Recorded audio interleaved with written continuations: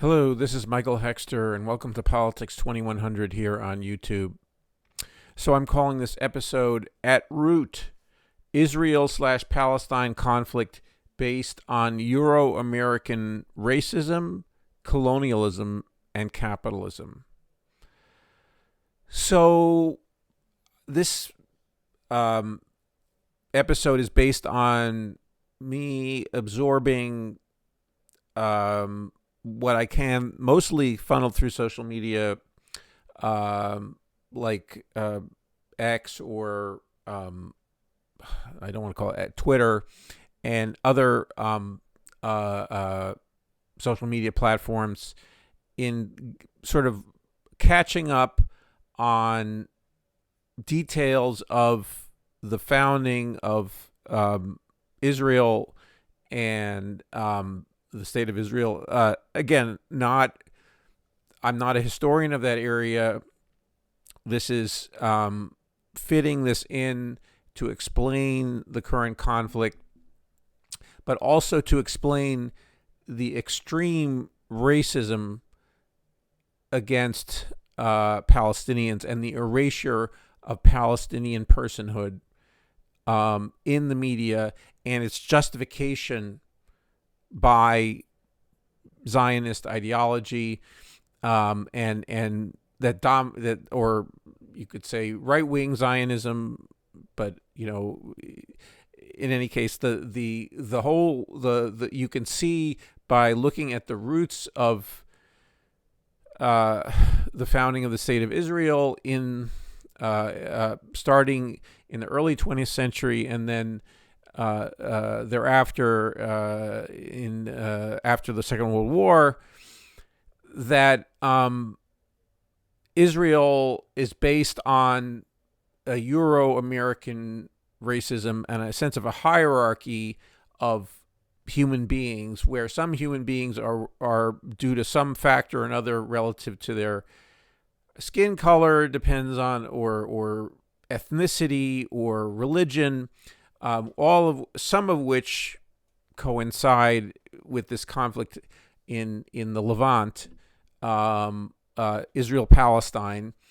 That all of those things are aspects of this kind of hierarchy, where some people get to count themselves to be above other people by dint of these categories, and in a way, this again hides the larger project. So the larger project is the colonization of the world for the purposes of its exploitation by capitalism. And I mean, colonization was occurring before the emergence of capitalism. There were colonies before we had our current economic system, but it was, and some colonization was ostensibly driven by religious further, or at least some wars, let's say, like various forms of imperialism, let's say, were driven by the notion that one had the superior God or the superior relationship to God, or whatever one was part of the superior sect in some form or another. So we had in the Middle Ages and wars that also shaped the Middle East and shaped and also obviously there was before that the Roman Empire. Anyway, all of this is revived and has become more intense in the last 200 years, and capitalism is the driving force behind either colonialism, direct colonialism, or neo-colonialism, imperialism where states are supposedly independent from the more powerful country or countries, but are locked into relationships of dependence and servitude, even of various kinds, certainly that constrict their possibilities for growth and for independence. So anyway, we have, unfortunately, in Israel, so the founding of Israel occurred just around or just before the era of decolonization occurred in many parts of the world where traditional colonies existed. And so Israel was created, or it's as part of a beachhead in the Middle East for the Euro-American imperial center, and this was the world economy was becoming very dependent on oil. Now Israel doesn't have oil resources of its own, but it became the garrison and has become the garrison for the oil consuming and producing, but oil consuming states in the center of the metropolitan world, or in other words, the center of the world capitalist system in Western Europe and the United States, and to some degree Japan. So, and that and control of those oil resources. Now, there's oil in other places than in the Middle East, but it happens to be one of the very large repositories of oil. So the control over that area and control over the price and of the of that would require some form of influence and intervention and diplomacy, but also military threat and military might. And so anyway, so the idea, I mean, again, not fully formed in everybody's mind exactly what the significance of this new colony in the Levant was, the Jewish colony that it served a multiplicity of purposes. Different actors saw it different ways. One way it was for the anti-Semites and in Europe to say goodbye to the Jews, to export their Jewish problem to the Levant, and this was overlooking existing economies, existing culture, existing institutions in that area that were both Muslim and Christian, and also some Jewish to some degree. But the Jewish presence there was before the whole Zionist idea was revived in the late 19th century, was very small. And so anyway, this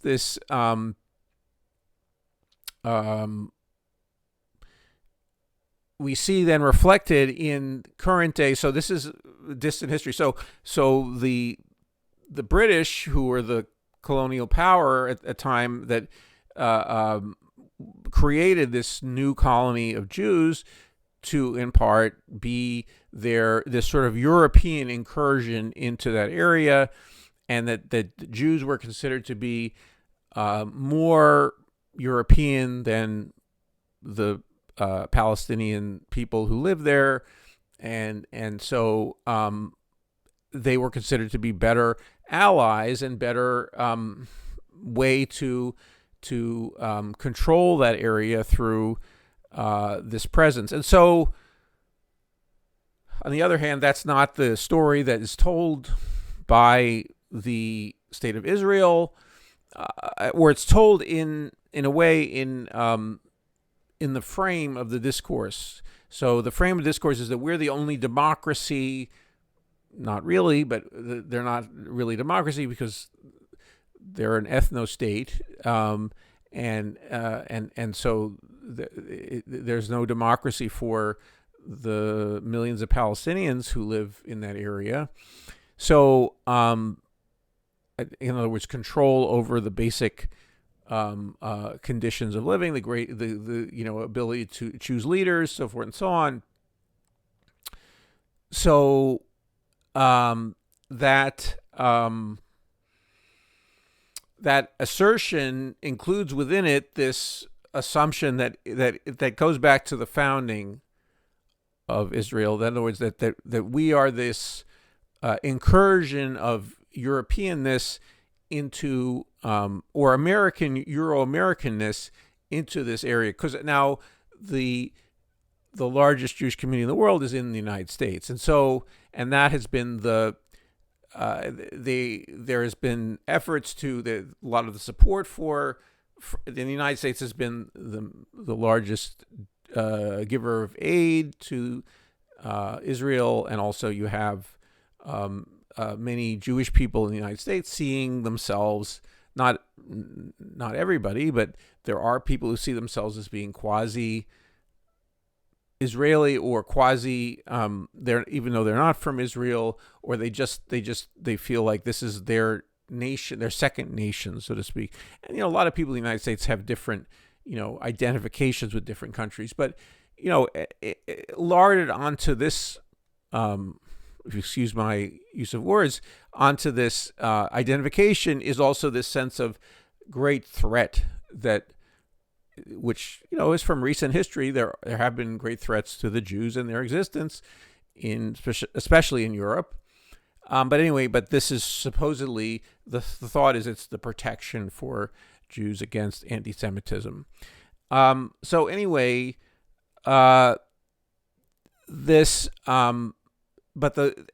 people just assume away this racism, the racist, even though it constantly reasserts itself.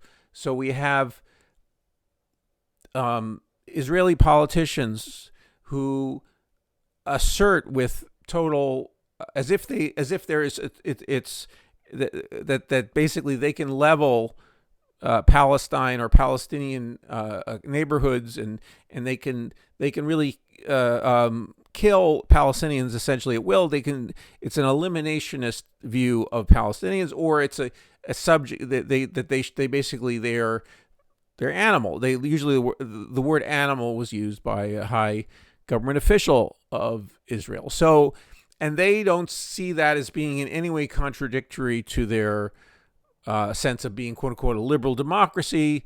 Though, I mean, there are forces in Israel that are against democracy, and including in the government. And so, but they try to play both sides. They are trying to advertise themselves. And so this is where the relationship with Joe Biden, who supposedly is a protector of liberal democracy, they try to use that front to get him to be nice with them and play nice with them. Or, I mean, there's other factors involved there. But anyway, now,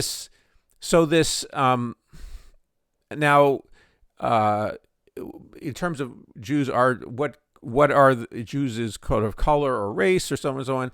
They are Jewish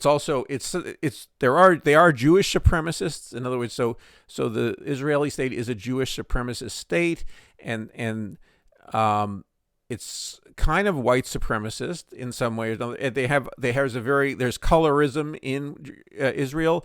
There's a prejudice against Ethiopian Jews, against black Jews from other countries.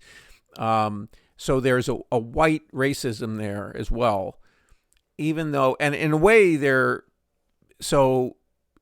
other parts of the world, Jews have variously been different, quote unquote, colors, in the sense, or different parts of the sort of ethnic hierarchy, usually outside, lower, sometimes low and high in some sense or other, or their role within the medieval economy as being the money lenders and then eventual bankers, not only the only bankers, but a presence in the financial sector of the capitalist economies of the 18th, 19th, and 20th centuries, has also been wrapped up in all kinds of conspiracy theories about how powerful they are, so forth and so on.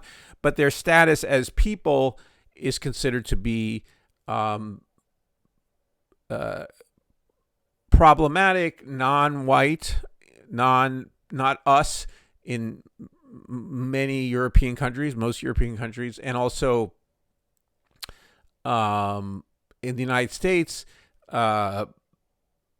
certainly in the early part of in the 19th and early part of the 20th century, considered to be less than and other and not Christian white, and then promoted to actually, ironically, the major beneficiaries of the civil rights movement that was spearheaded by African American people, that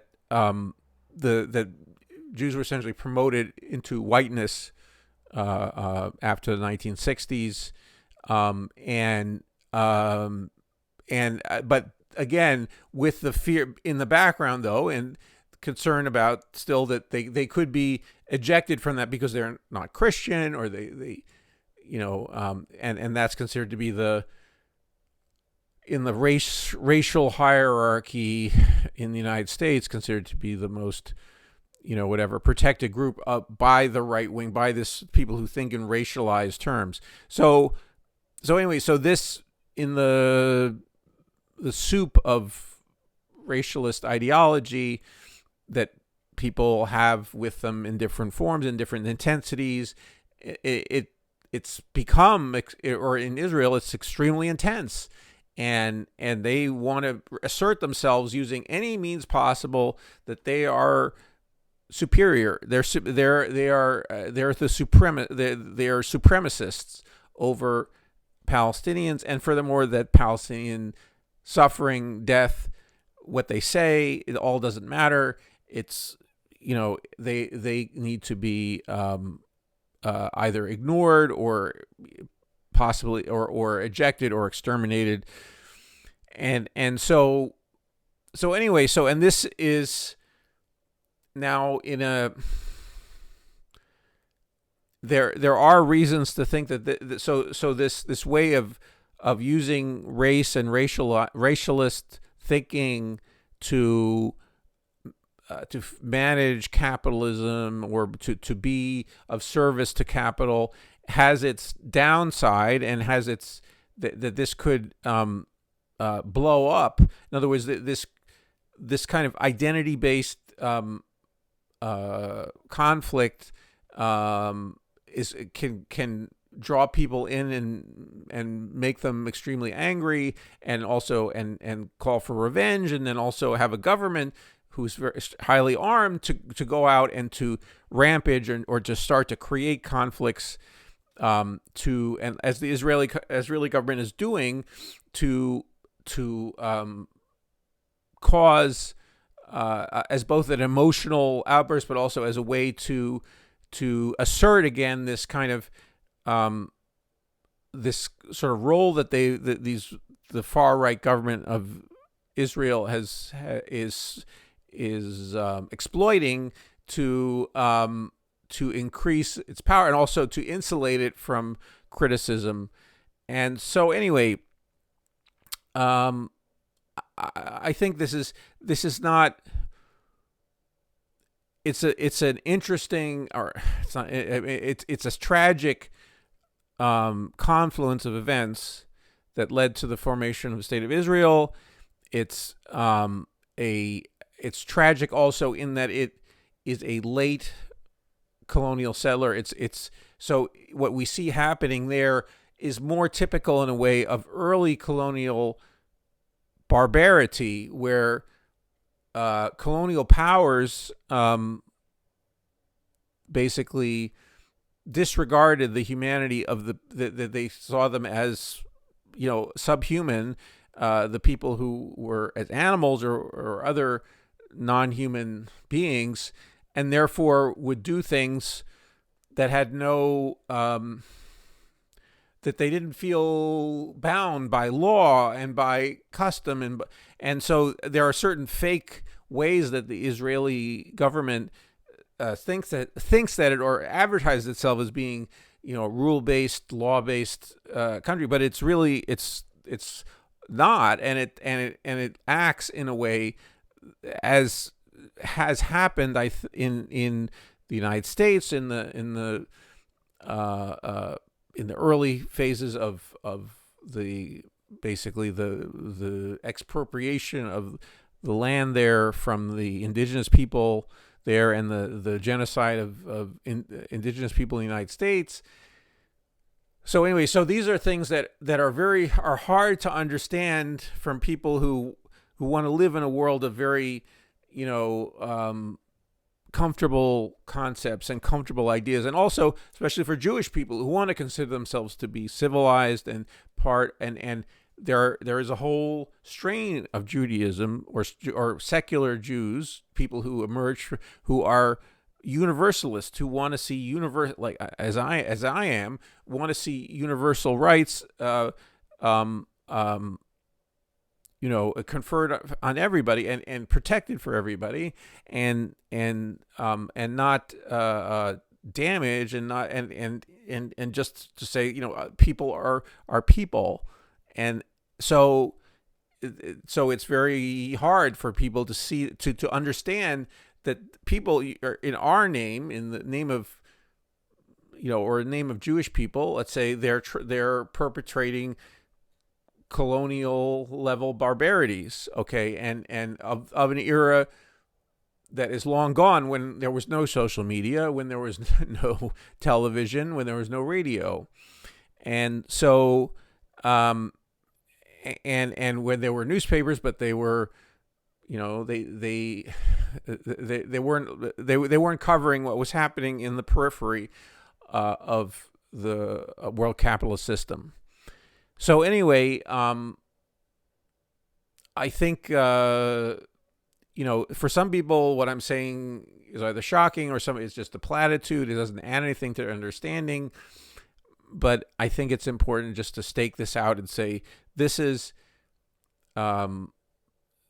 been revealed over and over again. It's not just a hyperbole. Is there a possibility that this colonial settler state can be dismantled in a way that is protective of Jewish people in the Levant, and protective of a general, their general welfare overall, but also supports that of the Palestinian people there. That we have to work on that. Okay, it's not it. There have been attempts to do this in South Africa.